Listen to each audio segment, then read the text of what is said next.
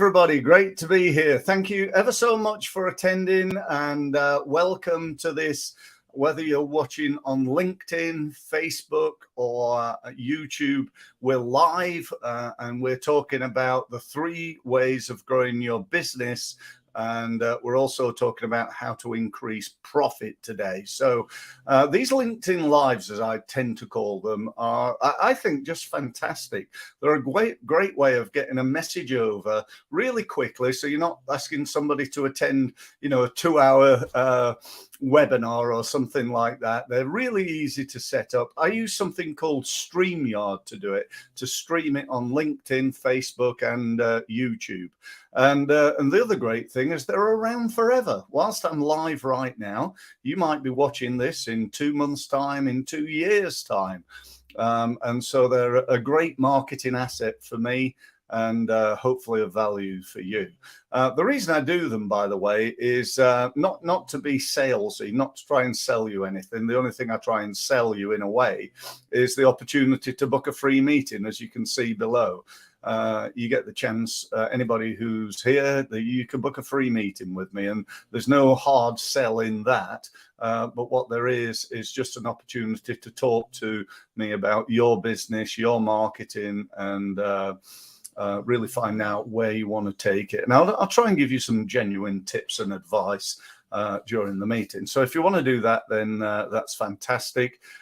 Just go to steve-mills.com and book. However, let's get on with things, because we've only got 15 minutes. So let me just talk to start with about making profit, because that's the purpose of a business. That's why, ultimately, why we're all in business. Now, I'm in business to try to help people. It's genuinely something that motivates me. Helping small business owners is like my mission. It really is. Most of my family come from backgrounds of being in the medical industry. They all, or certainly a lot of them, are nurses and carers and so on and so forth. I believe I care for businesses, which I do. And so, that's my mission. It's to do that, to try and help small businesses to become more effective. So my point being that whilst that's the case, my real key to being here is to make more money so that I can help people more and have all the things that I want, personally as well. But let's just say that profit is the purpose of business, to make a profit. Now, if that's the case, there are only 2 ways of making more profit in your business. One is to reduce costs, and I'm sure there are things you can reduce right now, particularly in tough times. There are ways in which you can save a little bit of money here and a little bit of money there, and to become, to save, I don't know, 5%, 10%, 20%. And you could probably do that today. You could cut back today. However, there is a limit to that. There's only so much money you can save. Even if you turn over £1 million and you cut all your costs, you're still limited to that million. I know that would be a nice thing, and also impossible to do, by the way, but you could save something. If you're really, focused on growing your business, then the only real way of doing it is to increase sales. That's the ultimate, leverage, really. You can save, if you've got a chunk of profit like that, and you want to get one, you want to go from here to here in terms of your profit, you can reduce your costs, but you can increase sales. How high? Literally almost as high as you want, to be honest. I appreciate if the business is you exchanging time for money, then there's only so much you can go up. But if you're keen to do so, you can start thinking about employing people or subcontracting it or whatever it is you want to do. So the sky's the limit in terms of increasing sales. We've just got to become better at it. Now, there are 3 ways of increasing sales ultimately. And excuse me. And the first way is the way that a lot of businesses that I speak to tend to focus on. And that way is increasing the number of customers that they've got. So if you looked at your marketing and what you do, you probably spend a lot of time trying to get new customers. You know, you could be email marketing them. You could be going out to networking events. You could be hoping that people will refer you to their clients and prospects. You could be doing some paid advertising on Google or Facebook or LinkedIn or YouTube or whatever. You could be running an event like this where you've got people on the event who are not currently clients of yours, and you're hoping that they'll become clients. So that's number one. The second way is to increase what's known as the average transaction value.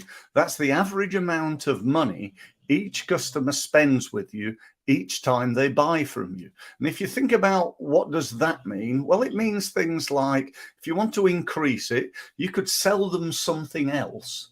You know, you could package something onto that and make them an additional offer. So, for example, if you came to us and said, look, we need a new website, Steve, I'd say, yeah, no problem. We can do that for you. And it's going to cost you X. But also what you might want to think about is your marketing of that website. So what we can do for you is we can market it for you on social media.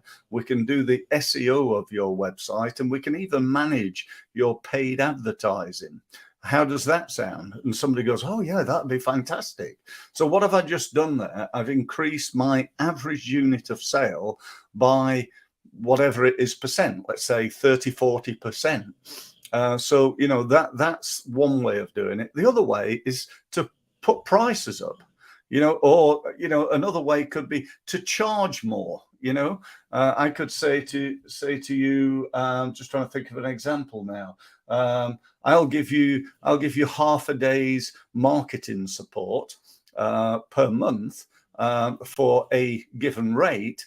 But then I say, or if you want a full day, then and I might give you a better price on that, you know, not twice the half day, that type of thing, you know. So there are loads and loads of ways of increasing the average unit of sale. I always love the fantastic example from an amazing company in many ways, not necessarily their products, but McDonald's. You know, they employ 16-year-old or whatever they are, young people.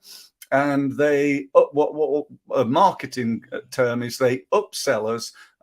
When we go in there, we go, could I have a Big Mac, please? They go, yeah, sure. Is that a Big Mac meal? And we go, oh yeah, go on then. And would you like to go large? Yeah, okay, all right. What have they just done? They've just sold us double the average unit of sale by asking us those questions. I'd love to know how much that makes McDonald's every day throughout the world. And I reckon it's going to be millions and millions, many multiples of millions of pounds of additional sales and profit just by training their staff to ask those two simple questions. You know, I remember years ago working with a carpet cleaning company up in Thatcham, and they really worked hard getting their staff to upsell things. So they go in for, you know, to get their carpets clean, somebody'd hire them in, and then they had this stuff called Scotch Guard, which prevented red wine sinking in. Then they had dust mats, and then they had something, I think it was called Stain Buster, where if their carpets did get dirty, you could spray this spray on it and just clean it yourself. And they finished up, you know, doing significantly more business by offering a different level of service, basically. Okay, so that's the second. So what's the third? The third is to get people to come back more often, repeat business. This is like almost the holy grail. You know, I always say I love the accountancy industry. Why? Because they've got repeat business. You know, once you signed up for an account as an accountant, you know, you run your own accountancy practice, and you've got clients. You've got 500 clients. We've got 500 clients this year, and you've probably also got 500 clients next year, and the year after, and the year after, and the year after. Okay, you're going to lose the odd one. The odd one's going to go bust. The odd one's going to actually grow and need a more qualified accountant, or a more in-depth service, international accountancy, which is something you don't offer. That you might lose a few from things like that, but generally speaking, as long as you do a good job, you're probably going to keep them. So my question to you is, I suppose, what could you do to make sure that you get more repeat business? I'll give you an example. I had somebody out the other day to repair our boiler. It just packed in. It stopped working. There was no pressure on it. There was no hot water, no central heating, nothing. We just moved into this new house on the Isle of Wight, which is really lovely, but the boiler stopped. So we hired a guy to come in and sort it out for us. And I think he charged us, I don't know, 150, 200 quid, something like that. But at the end of it, he said, look, it's going to need servicing every year. And, I'd love to do that work for you. However, I have a system where, rather than paying for repairs like you've just done and for the servicing, you just pay a monthly fee. You pay me a monthly fee, enabling you to budget more effectively, and enabling you to, when you do need help, I come quicker and more available to my ongoing clients than I am to new clients. So you're more likely to get repairs and things like that done within the budget that you pay. So you don't have to pay me that £150 next time you have a problem with your boiler. And I thought, yeah, that's a good idea. Pay for it monthly. Let's do that. So that's an idea, a way in which you can do that. So a couple of things just to say about those three ways. One, if you're like most of the business owners that I know, you're spending a phenomenal amount of your marketing time, money, and effort on, number one, getting new customers.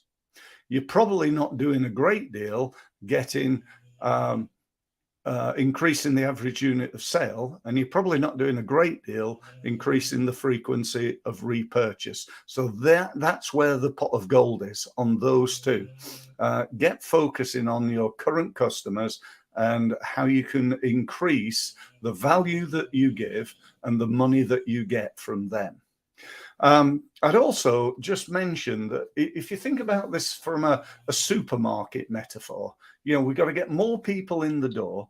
We've got to get them to fill the basket with more products or more expensive products. And we've got to get them to come and buy from us again and again and not go elsewhere. That's ultimately what we're trying to do here. By the way, just a question for you. Which is the hardest to do out of those three? You're right. It's number one. And that's where you're putting all the time, money, and effort. So don't neglect number two and number three, and grow your business. And basically, I learned that many, many years ago, probably one of the first marketing seminars I ever attended, which was over in the States with a guy called Jay Abraham. He speaks about this all the time, and he talks about the three ways of growing a business and how important they are, and so on and so forth. And that is to reduce attrition. What is attrition? Attrition is the loss of customers. If I've got 30 customers and on average I lose 3 of those per year, then if I could cut that down to 1 per year, you understand the numbers there, yeah? Now, I'm not suggesting your target should be to lose 1 customer a year, but to, ideally lose no customers per year. But, life being life and business being business, sometimes customers, will go elsewhere, or they'll stop trading or whatever. So, that's it really. So there's the 3 ways, 2 things to do to increase profit: reduce costs, increase sales. 3 ways of increasing sales: get more customers, get them to spend more each time they buy from you, and get them to come back more often. Lastly, the bonus way is to reduce attrition, to become better at serving and adding value to your customers so that they stay longer and recommend you more, by the way. Word of mouth is such a powerful form of marketing that's often neglected. Have you got a word of mouth marketing system in your business? If you haven't, you're no doubt losing out on potential referrals that you could win right now. So you might want to think about that. So that's it. Thank you ever so much for listening. If you do want to book a meeting with me, I'd be very happy to do so. If you want to find out about Results Mastery and my program and how it could help you and how it's been helping people now for 28 years, I've been doing this. And do you know what? When you've been doing something so long, you get pretty good at it without being big-headed, but you just do. I've learned probably more of the mistakes that people make in marketing, having probably made most of them myself over those years. And it's definitely something that if you're intent on growing your business, then please talk to me about that. By the way, just on the off chance, and I'm not sure whether you can hear this, but on the off chance, if you're hearing snoring in the background right now, it's not because there's somebody on the call that's snoring away. It's just down here is my pet bulldog, who just at the right time decided to go to sleep and snore through my entire presentation. But anyway, I'll forgive him for that, and I hope you will. Thank you ever so much for listening, and look forward to speaking soon. Bye.